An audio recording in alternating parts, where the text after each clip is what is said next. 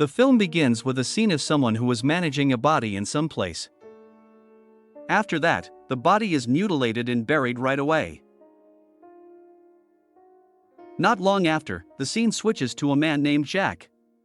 Jack is waiting for a car to pick him up at the side of the road. It's a bit strange when we see that there is a road sign stating to never give a ride to anyone on this road.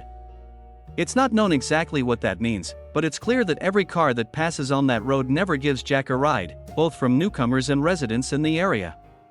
Jack, who is alone, can only surrender while suppressing his emotions. As time goes on, Jack continues walking until he finally sees a man and a fight. From there, the man immediately leaves the two of them in the middle of the road. Upon further questioning, it turns out that this woman's name is Veronica, and she is a native French speaker. However, she is capable and fluent in English.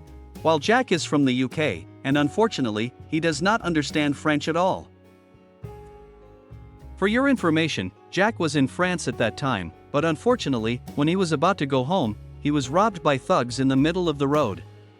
As a result of that incident, all of his money, a cell phone, and also the car he was driving were even robbed by the thugs.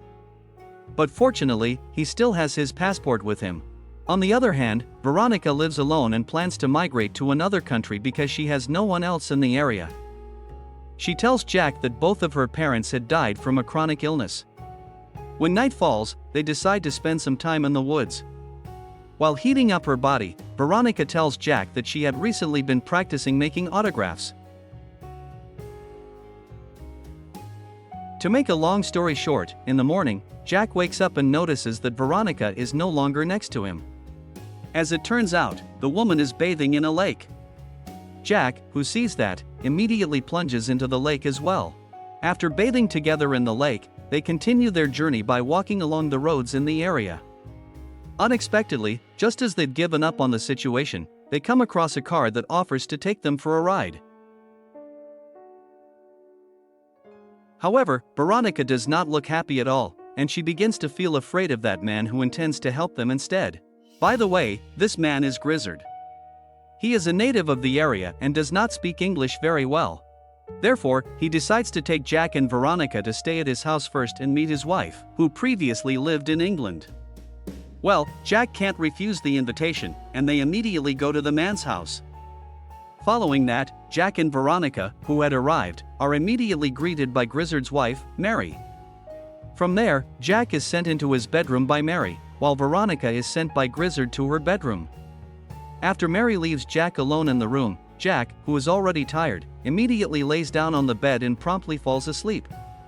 By the time Jack awakes, it is already nightfall. He then becomes curious about a box that has Grizzard written on it. When the box is opened, there are several photographs from Grizzard and Mary's youth. It doesn't stop there, there is also a photo of a boy and a girl. Based on what he has seen, Jack is very sure that Grizzard and Mary are not alone in this house. Despite this, neither Jack nor Veronica have seen a girl or boy in the house. After dinner, Jack purposefully approaches Veronica, who is smoking on the terrace of the house. To get closer, Veronica also tells him that she used to have a brother. But sadly, her brother was run over by a tractor when the two of them were playing hide and seek in a field. Then, Jack returns to the house to accompany Grizzard to watch TV that night. At that point, Jack says that he has to leave Grizzard's house as soon as possible because he has to go back to England to meet his family. Plus, Veronica also plans to migrate to other countries to continue her life there. Not long after that, Jack asks about Grizzard's children. But Grizzard strangely responds that he has no children at all. Then, Jack begins to wonder whose child is in the photograph that he had seen in his room earlier. Of course, Jack is surprised by Grizzard's statement. But he doesn't want to bother and immediately goes to sleep. When Jack awakes the following day, he takes a shower before leaving Grizzard's house. However, the situation in the house that morning is strangely quiet. Aside from that, Veronica is not there either. Just when Jack starts to overthink, Grizzard suddenly appears while holding a hammer. Grizzard then says that Veronica had left earlier that morning and that she didn't feel comfortable waking up Jack, who was asleep. From what Grizzard said, Jack becomes more suspicious of Grizzard's actions instead, even though Grizzard admitted that he had just finished repairing the cupboard door. In the end, Jack begins to believe Grizzard's words after seeing a letter written by Veronica before she left the house. Jack is upset after reading the letter. Unexpectedly, from the letter, Jack begins to realize that something is wrong. To be more specific, Veronica's autographs do not match what he had seen when they were stranded on the side of the road. Unfortunately, just as he is about to realize the oddity, Jack is suddenly beaten by someone until he faints at that moment. When he wakes up, he has already been moved to a pickup car, which we had also seen at the beginning of the film. From here, it turns out that Jack was deliberately tied and kidnapped by a middle-aged man named Delacroix. Jack immediately realizes that he is already in a psychopath's lair.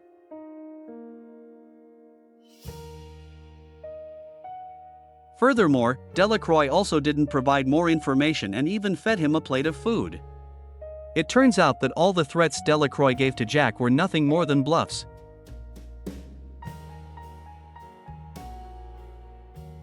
He simply did it so that Jack would refrain from fighting him at the moment. After that, the rope that was binding Jack's hands is untied, and Delacroix takes a photo of him with a camera. I'm not sure what the point of taking his photo is. Delacroix then carries him back into the pickup truck while putting duct tape over his mouth. It doesn't stop there. Delacroix also intends to anesthetize him with a syringe he had prepared. Luckily, just as Jack is about to get an injection, Delacroix's mind drifts to the stove, which is still burning and emitting smoke. From there, Jack immediately tries to escape as quickly as possible and goes as far away from the man's target as he can. After he walks far away, Jack eventually makes it back to Grizzard's house. He then sees Mary and Grizzard again, who are getting ready to leave the house. After the two of them leave, Jack goes straight into the house in search of Veronica. And sure enough, Veronica is locked up in one of the rooms. Without further ado, Jack releases her right away. But unexpectedly, Grizzard and Mary return to the house at that time. Fortunately, they both manage to run away from the house. However, their escape is soon realized by Mary and Grizzard, who start to panic. In the end, they can't escape since they are just running compared to Mary and Grizzard, who are chasing them after using the car. As a result, Jack and Veronica have no other choice and are forced to face Mary and Grizzard. Veronica, still not giving up at that time, immediately brings Jack to run away to a cabin. They then decide to hide in it. But surprisingly, the cabin turns out to be Delacroix's cabin, and he had also arrived there.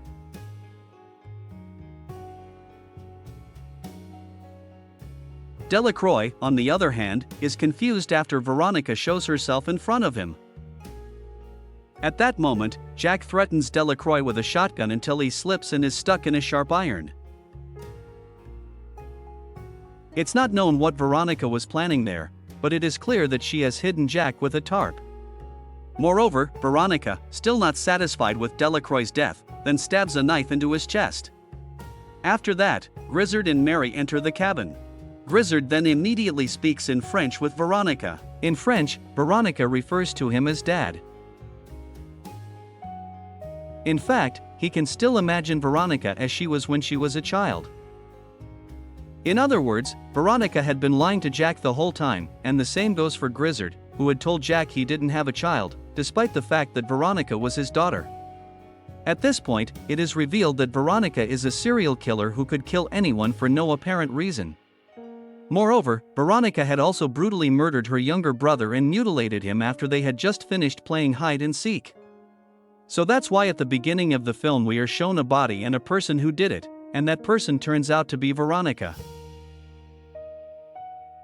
But unfortunately, since Jack has gone mad with the situation, he no longer wants to listen to Mary and Grizzard's explanation, which, in fact, were Veronica's parents. Unfortunately, Mary, who was just trying to tell Jack in English words, is immediately beaten by Veronica until she faints. Then, only Grizzard remains at that point. Grizzard can't do anything else at the moment and has no other choice but to give up after being left by Veronica and Jack.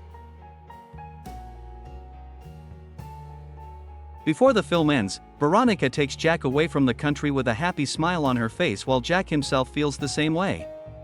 At that time, Jack still has no idea that he would be killed by that woman as well. Basically, from the beginning of the film, we have been given a hint about the road signs that prohibit giving rides to anybody. We can assume that the road signs explain what Veronica, who is a psycho girl, had done before. She had also tried to run away from her parents many times. Until Grizzard was forced to put up the signboard so that his daughter would not be offered a ride out of the area. It didn't stop there. Grizzard and Mary did it because they didn't want their child to be imprisoned. On the other hand, they also didn't want any more deaths, which keep increasing every month. Therefore, Grizzard is willing to pay Delacroix, who works as a butcher, to drug Jack and take him to a port. Honestly, I wonder why Grizzard, Mary, or Delacroix didn't tell Jack right away that Veronica was a murderer. When I reflect back to the earlier scenes, I believe they already knew that Jack would have more trust in Veronica, who had played the victim from the beginning and told her stories to Jack. Thus, we reach the end of this film. Thanks for watching. You can like this video to support us. Don't forget to subscribe for more content. See you in the next video. Goodbye.